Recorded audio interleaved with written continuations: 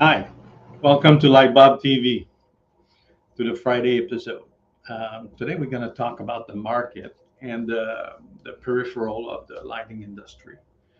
And let me just get rid of my chair because I start to put my hands in front of my face again.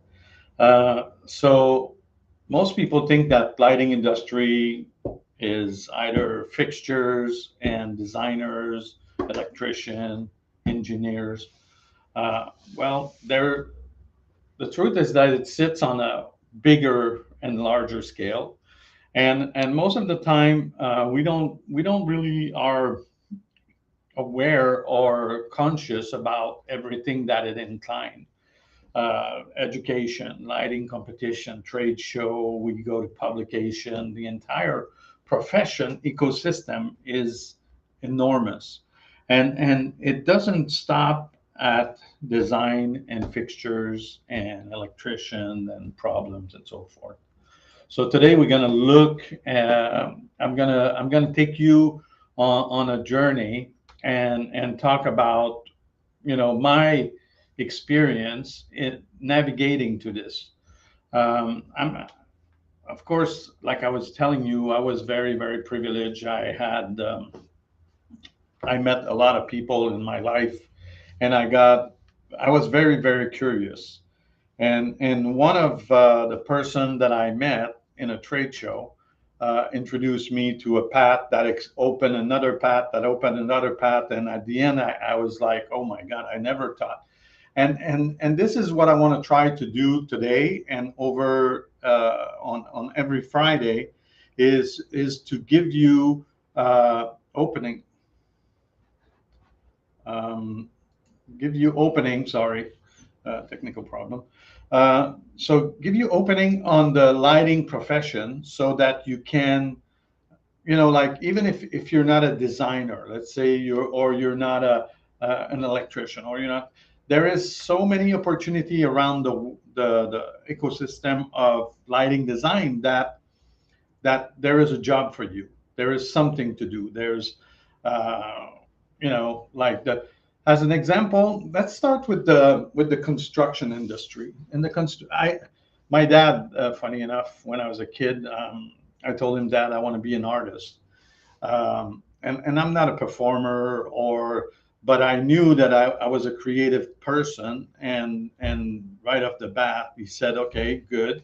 I'm happy that you become an artist, but first you're going to get a real job. So he said, and my dad was in real estate. So I got involved in real estate at a very young age. And he said to me, he said, well, I need electrician, plumber, and HVAC. And I had a younger brother, and my younger brother became an HVAC technician, and I did electrical.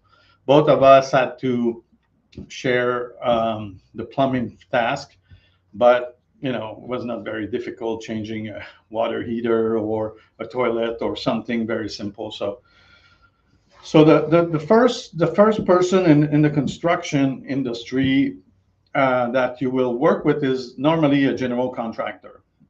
He's the one who's got the mandate from the clients to build the project, either a house, office space, and so forth. Second person you're going to encounter is the electrical contractor, because he's the one who's going to be connecting, buying, or programming your lights and so forth. And then from there, a series of subcontractors are going to come in. Audio, video, you're going to have all the drywalls, you're going to have to talk to the cabinet maker and all of those beautiful subcontractor that work under the general contractor.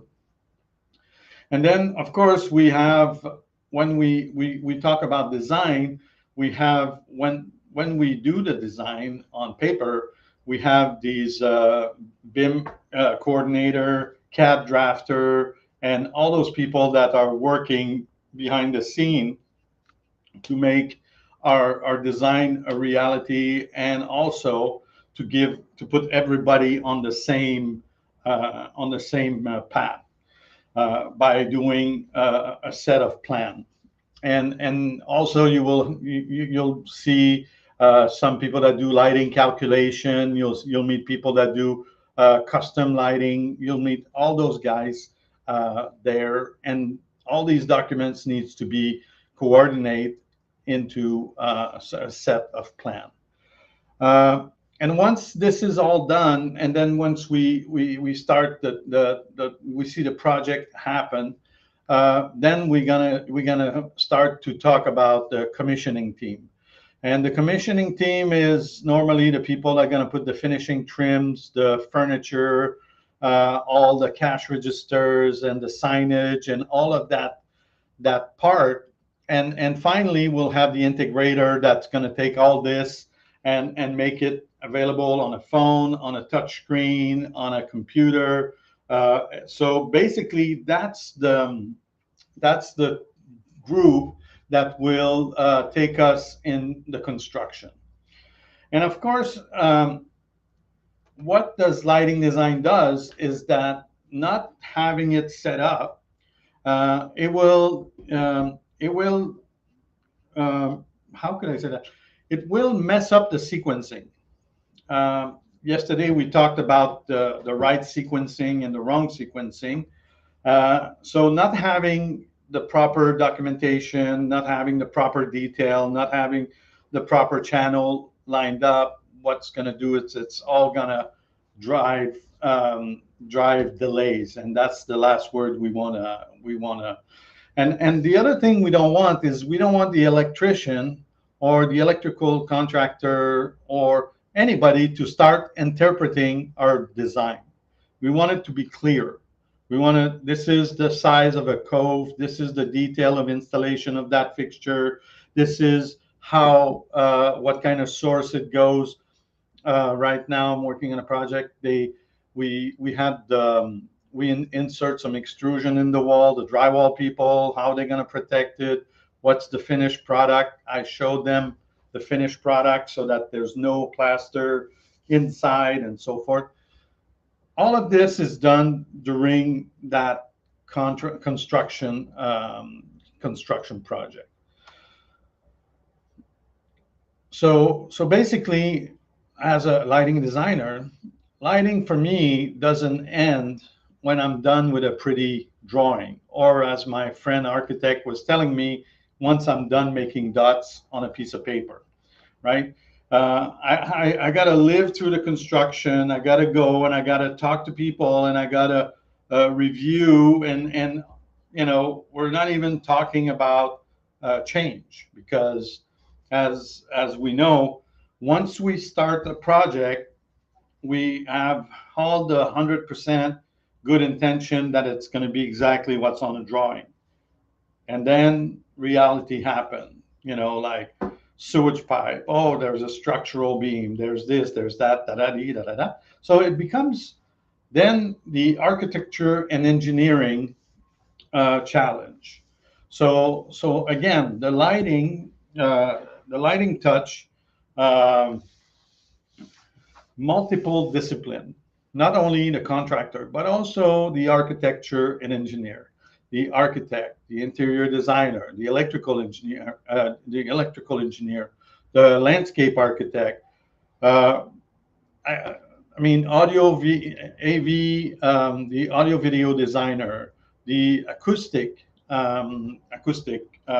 So again, all those guys that are doing the engineering, we're going to have to start negotiating and understanding and talk about ceiling space, conflict with HVAC yesterday, like I was saying, sprinklers, structural constraint, energy code, and all those subtlety varies from one state to the others.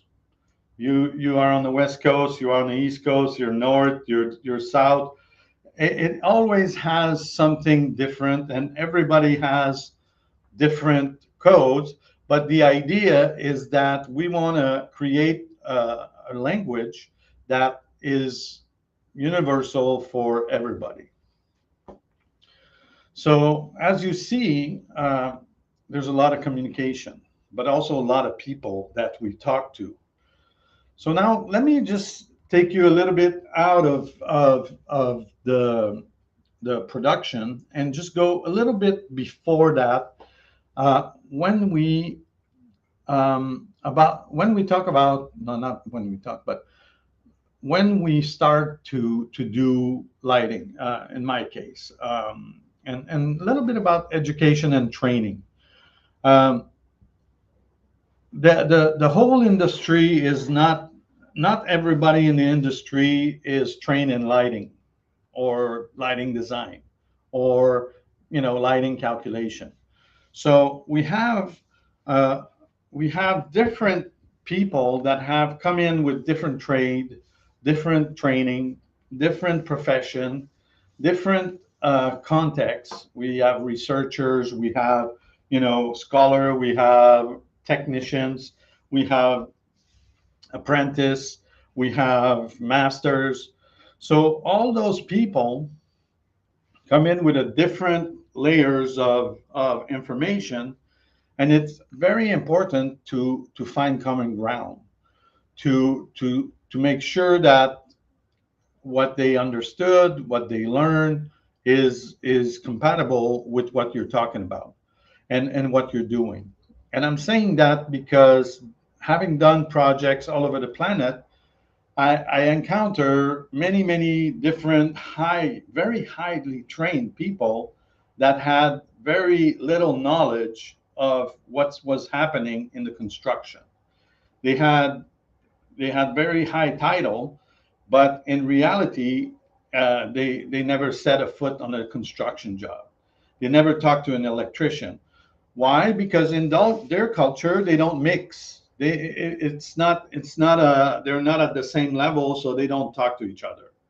So and me arriving there and talking to everybody, I was causing a lot of interrelation because people didn't know. First of all, the electrician and the people that were doing the work were they were scared because they didn't know why I was talking to them. And then I started to explain to them what I was doing, and I started to explain to them the design intent I had, and I started to explain to them the importance of their contribution when they see that something is an out point, because an out point is an out point. If you're a master degree or if you're an electrician, if something doesn't look right and it doesn't feel right and doesn't seem right, it's not right. So it's up to you to raise your hand and say, hey, listen, this is not going to work. And if you don't, then later on the food chain or in the project, you're going to have a problem, and it's going to be way more costly and way more distractive than if we would have handled it when it was the right time. So that's the approach that I always have whenever I walked into a job site. So of course, it creates some difference, and but I always put the future and the result there so that they could see being part of it and what they were doing right now. The how do you say that? The consequence, that's the word I was looking for, the consequence for the future. So again, I really, whenever I did a project and I was I arrive on a job, I didn't care about who was what. I always start from the bottom and go to the top, and always look who are my players, who's my team, who am I working with, who's the contractor, who's the general contractor, who's the supervisor. And funny enough, this communication opened up channels, and in not too long, we had the plumber coming to me and say, hey, I want to show you something. And I'm like, who are you? He said, I'm the plumber. But I saw how you talk to your guys, and I talked to your guys, and they said, well, we don't know. So I'd rather come and tell you right now. And wherever they ran a pipe, a chase, there was a chase, and there was some lighting, and there was issue and so forth. So it became like a collective work, and yeah. So I think a little bit of education is going a very far on a project. Now, on a personal level, it's the same thing. Like, um, it's funny because when I started my career, I had I I started lighting in theater, and then I became an electrician. Then I started to try to do some electrical lighting in construction, and people would say, "Well, Bob, you're not qualified enough." I said, "Okay, so what do I need to do?" Well, you need a degree in lighting. Okay, so where do I get that? So, oh, there's a university in New York and blah, blah, blah. So I registered and I did the course and I came back. I said, okay, now I have a master degree. Oh, well, now you're way too overqualified for our little job. So for me, in Montreal, and it seems like I was never at the right place at the right time. But what it gave me is that it gave me that peripheral view and seeing, okay, what else can I do? What else can I do with my lighting education? What else can I do? So I start teaching, and then I become director of a design school, and then I became part of a big international architectural group. We were doing projects all over the planet, and after that, I decided, well, you know what? I'm going to start my own firm, and I did. And I remember, being in my office by myself and thinking, okay, so what do I do now? I said, oh well, I guess I need some work. So I went out and I started doing some work. What really helped me is that I had a background in electricity, and I was an electrician, and just that by itself was an asset to any architectural firm, engineering firm, designers, because I could be the interface and talk with those electricians that nobody wants to talk to, and vice versa. I would meet my friend that are contractor electrician, and they say, you know what, can you come and talk to my client, because I'm an electrician, he doesn't trust me. You come in, you talk, and I'll pay you. Fine. So I got work from both, and I got to have a very prolific career, because I could transfer my knowledge from one side to the others, from the execution to the design, to the design, the execution. And today I position myself in management, and this is what I bring to the table, compared to many people that just spend their career in execution or in design. I have everything. I have the whole shebang. One of the things also that really expand my career, and that I think it's important to look as leverage, is competition and award and recognition. Very early in my career, I remember the first job I got. I got hired. I told my boss, I said, "Hey, I want to shelve 12 foot long," and he's right above my desk, and he's like, "Why?" I said, "I want to put my award there." He was like, "What?" So first of all, I couldn't see myself having a career and not winning any awards. Second of all, I wanted to tell him that this was my standard. And if it's not award winning, and if it's not award level, I'm not interested. So of course, it was a bit deranging for them, because they were not at that level, and it was unreal for them. But I started to research what are the lighting design award available, what are the architectural award, what are the innovation prize, what a manufacturing award, what are and all those awards. um, I could personally help any team to participate with my contribution as a lighting designer. So as you can see now, I didn't only had talent and knowledge and be and was versatile, but I also was an asset. You know, I came to the table with ideas and project and ways to help them to bring their practice at another level.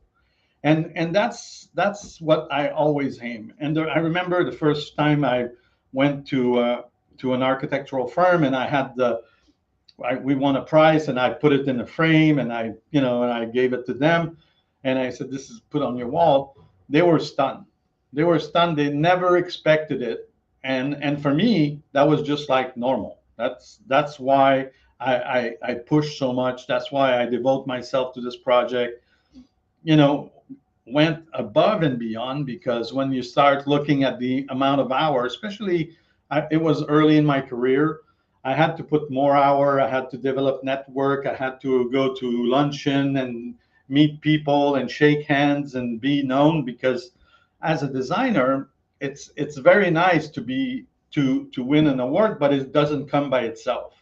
You have to be part of the community. You have to help. You have to be involved. You have to do volunteers. I remember when I was a student in New York, every time the IAS would come to New York, I would volunteer in the IAS booth. You have no idea how many people I met. I met people that I would never have access to just because I was doing volunteer in the IAS booth. There's the IAS, the IALD, the STLD. I mean, I was at some point in my career, I was probably member of 10 different organizations and active in all of them. Even the Society of Television Lighting Designers. I never work in the lighting television, but I was part of a group that did some research, because there was a union, an employee that was trying to tell the union that because they were focusing lights and it was affecting their iris and their optical nerves and so forth. And after they made intensive research, they realized that these guys that do focus lights and all that stuff have eyes that are in way better shape and way more healthier than normal people, because they have it work more and so that was my encounter with television lighting design. I was not a real guy that could go and show up every day, plus the red tape, plus. But it seemed like a cool gig for people. And that's why I'm saying the market of lighting is everywhere. I also remember when I was a director of the design school, I was looking for a teacher that had a big resume. And I got referred to one guy that was working for a TV channel, and his job was to design the set for the Olympics. So every time there would be an Olympic on the planet, he would design the set, like basics, like major set. So and he was for that TV, working for that TV, and he was a set designer, and he had a very in like passion for lighting. So he was one of the first that put lighting element in his set, lighting up and this and that. And when I went to see him, that's how I got in, because I got to him because I was a lighting guy. I was a lighting designer. And his first I will always remember his first impression is like, "Oh, that is a profession that exists outside TV." I said, "Yes, it does." And we became great friends, and I hired him as a teacher, and we had a lot of stuff. So what does lighting competition and awards and recognition means for you or for your company? Well, it means that, again, the standard that you're projecting are elevated. It's also creating some visibility, because when you go up on a stage, and even if you have, I mean, it was so funny. Every time there was a local competition, I would submit 1, 2, 3 projects, and then after a while, they would take me on the side. They said, "Bob, and I was young. I mean, I was 18. And they would take me aside. They said, "Well, we know you working hard, and that you put all your heart in it, but don't be offended if you don't win this year." I was never offended because what I was aiming for, I had already had. They were promoting me because I did several entry, and they were promoting me because like they said, well, they did among themselves, because they said, well, Bob didn't win this year, so who's going to go talk to him, right? And of course, after a while, I was on stage and I had my awards, and then I won and I won and I won, and then after that, they got tired of me. They said, well, Bob, we'll give you an award for all your awards. We don't, meaning, get the fuck out of here. Sorry, let, get out of here. We don't want to see you, because I understood the game, and I mastered it, and I knew how to play it. So the visibility I got. Every project I do, every project, and this we'll talk a little bit more about in design, but every project I experiment with something. I bring new technology, fiber optics, LED, I mean, name it. Like when I work with xenon source, I work with I did some fixtures for low pressure sodium, high pressure sodium, mercury. I did, name it. There's not a source I think I didn't work with. I even work with plasma. I mean, and that's the little edge I had, because I was thinking to myself, if I'm presenting something, how am I different? So that was my first question. So bringing a new technology would be perfect. The second thing I would do is that every time I bring something else, or every time I wanted to go into a contest, I would go to the lamp manufacturer. I would go to Osram. I would go to Philips. I would go to GE, Ushio, name it. I would go to Light Fair. I would see a new lighting bulb manufacturer. I say, what do you got new? Oh, we got I remember the PL that was 4 little tube and it was flat. I want one of those. I want the driver. I want the socket, and I design a fixture for it. That was me. And I haven't changed. Now I'm working with source at a different level, but that's what it permits you. When you do an award, you're presenting a project, you want to showcase something that you did different, something that nobody else did, something that you want to be known for. And that's for me, that's my motivation.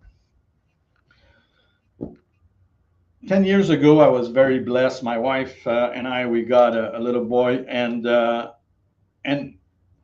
although I didn't have a kid before, I always wanted to be part of the inspiration for the upcoming creative talent. And again, I help so many kids, and I help so many people, but kids, and in different ways. Not always with lighting. I remember helping my friend's daughter.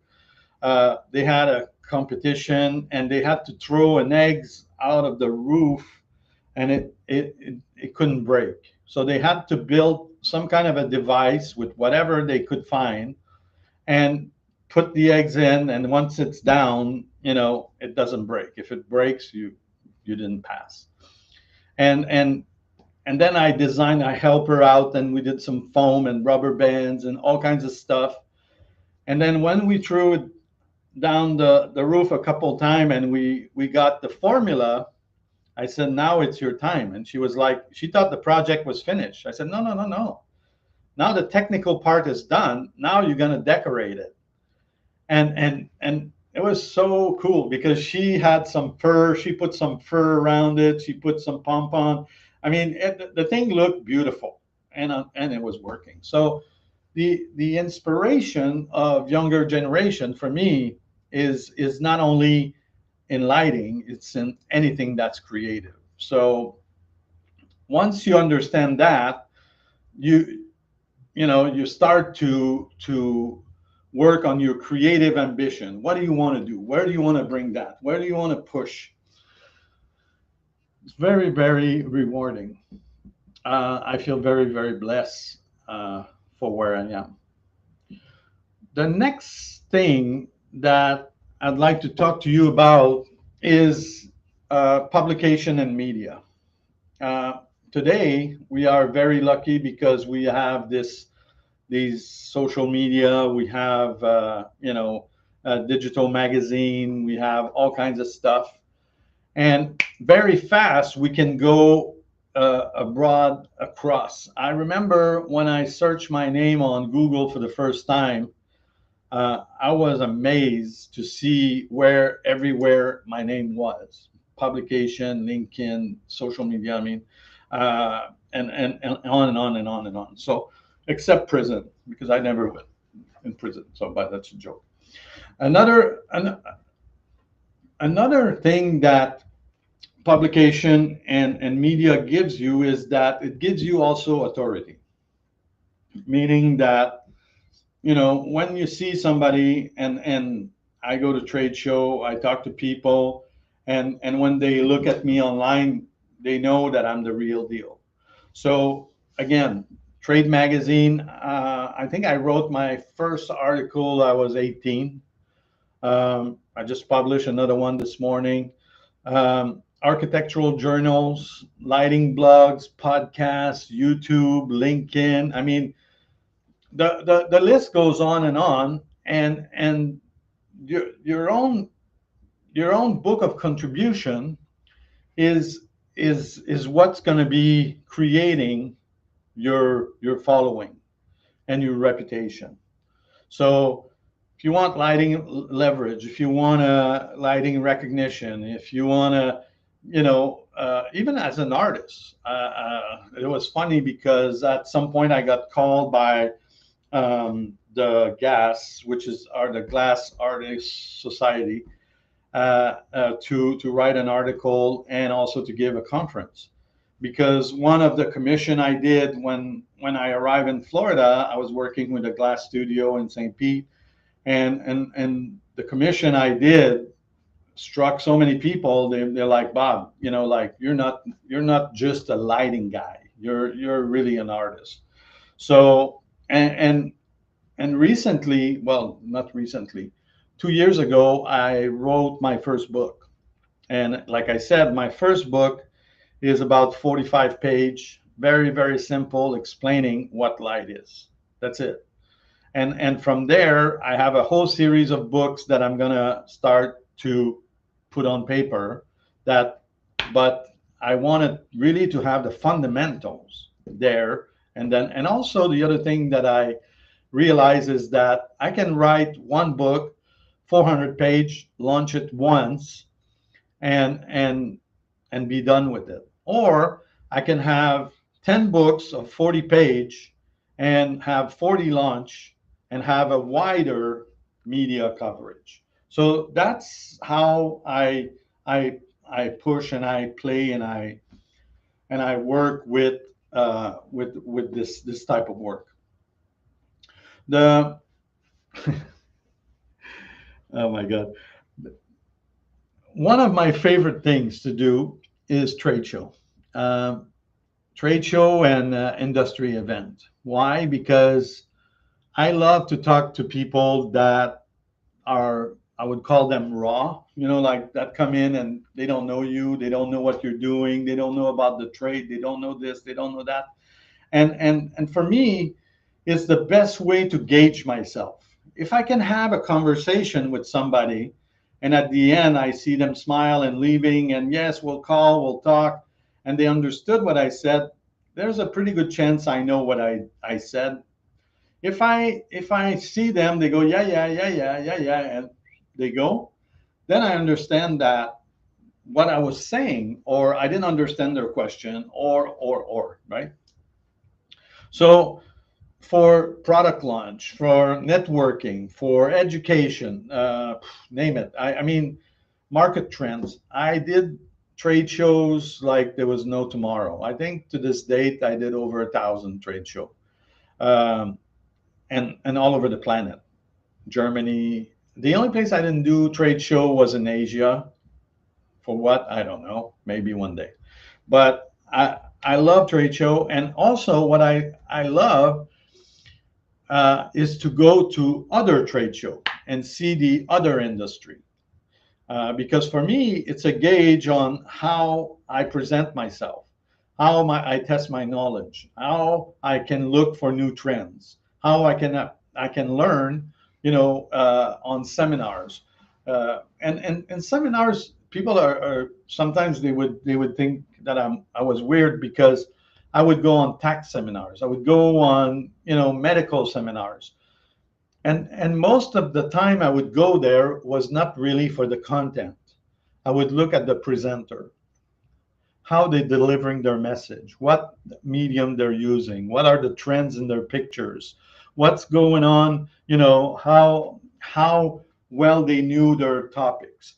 So all of this for me is research, and it's an important part because when you're in your industry, when you talk to people, when you interact with groups, it's important to be able to read what's going on, to see half people sleeping. Well, maybe you confuse them. Maybe they have a couple words they didn't understand. So, and if the worst thing when you're a speaker is when they stand up and they leave.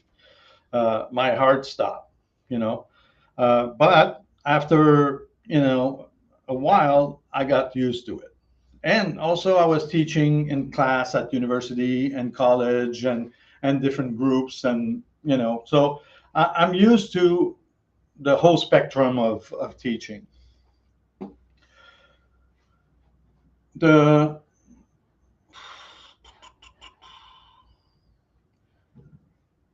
the one thing that I think is under evaluate, and I really want to, is the banking and investment. Because for me, as an entrepreneur, I never thought um, with that in mind. And although I'm still a serial entrepreneur, and I started many different business, and I did, I don't know how many people I helped to start. Um, there is still some kind of stigma from the business side and the investment side. People are don't really feel like they're comfortable, and there's by nature bankers and venture capitals and people that have money have this little pattern that nothing, that they're hard to go through. And with time I realized that for myself, I don't talk about anybody else, but for me, these people, they need us more than we need them, because we are the one that are fighting every day.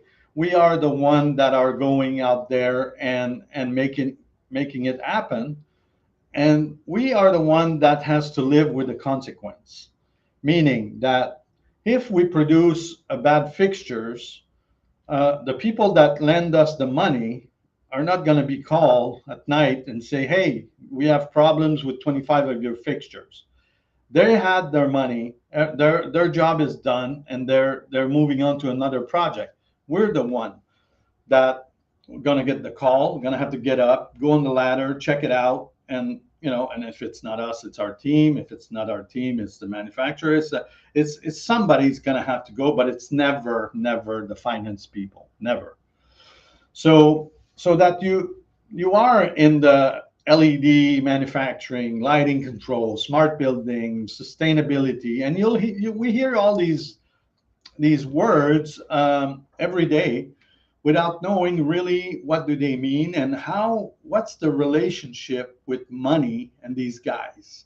Well, guess what? They are the first interface to the money.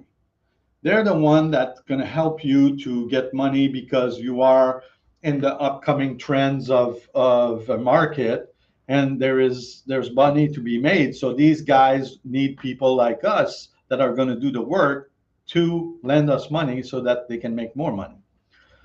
And this is why I'm talking about this, because as a consultant, I work on several projects with bankers on analyzing lighting, different lighting companies or startups, or financing deals for manufacturing and so forth.